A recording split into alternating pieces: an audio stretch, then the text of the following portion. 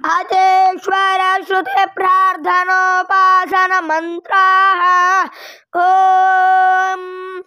विश्वानि देव सवितर्दुरितानि परासुवा यद्भद्रं तन्नासुवा ॐ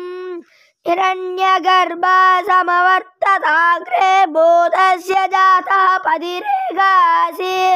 सदाधार पृथिवीं चामुते मां कस्मै देवाय विशानि देम ॐ यात्मदावलदायस्य विश्व उपासते प्रतिसंयस्य देवाः यस्य छायामृतं यस्य मृत्युः कस्मै देवाय विशानि देम ॐ या प्राणतो निमिषतो मयित्वैकैत्राजा जगतो बभूव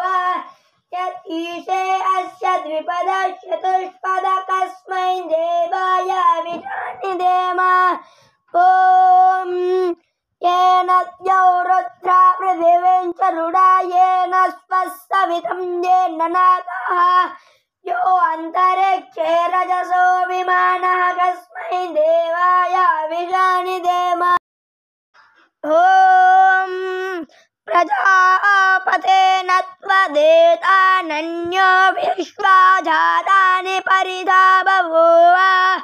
यत्कामस्ते जुहुमस्तन्नो अस्तु वयं श्यामपतयो रयिना शनो बन्धुर्जनिता समिधाता धामानि वेद भुवनानि विश्वान् यत्र देवा अमृतमानसानास्तु स्तुत्येतामन्नज्ञैरयन्ता ॐ अग्नेनय सुपताराये अस्मान् विश्वानि देव वयुनानि विद्वान् यो योजस्मज्जोहोरानमेनो भूयिष्ठान्ते नमवत्तिं विधेम यतेश्वरस्तुते